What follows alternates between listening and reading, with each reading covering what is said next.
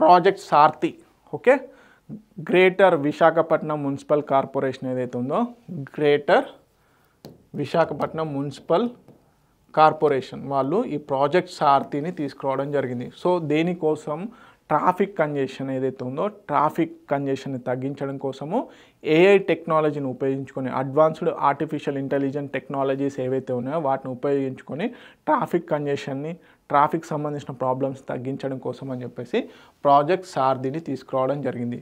So దీంట్లో భాగంగా ఏంటి, automatic facial recognition, automatic number recognition, అదేవిధంగా నెక్స్ట్ వచ్చేసి రెడ్ లైట్ వయలేషన్ ఏదైతే డిటెక్షన్స్ ఉంటాయో వాటిని ఉపయోగించుకొని, అంటే ఈ ఏఐ టెక్నాలజీని ఉపయోగించుకొని ట్రాఫిక్ సంబంధించినటువంటి ప్రాబ్లమ్స్కి సొల్యూషన్స్ని కనుగొనే ప్రాసెస్ని ఏర్పాటు చేశారు. అదే ప్రాజెక్ట్ సారథి.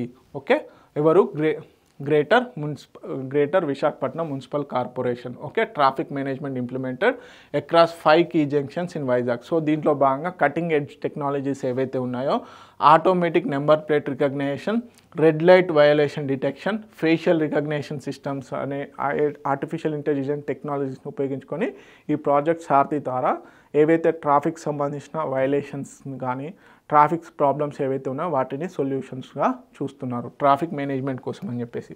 ఓకే, సో ఏదైతే ఉందో అది బేసిక్గా project Sarathi, systematic augmented radial traffic and hoop induction. So project Sarathi యొక్క అబ్రివేషన్ ఏంటి, systematic augmented radial traffic and hoop induction. So దీంట్లో భాగంగా ఏఐ టెక్నాలజీ ఏదైతే ఉందో ఆ ఏఐ టెక్నాలజీస్ని ఉపయోగించుకొని మొత్తంగా సిటీకి సంబంధించిన ట్రాఫిక్ని మేనేజ్ చేయబోతున్నారు. చెప్పాను కదా, automatic number plate recognition, facial recognition, red signals jump డిటెక్షన్ని కూడా ట్రాక్ చేయడం జరుగుతుంది. తెలుగు మీడియం అభ్యర్థులు ఎవరైతే ఉన్నారో ప్లీజ్ నోట్ ఇట్ డౌన్.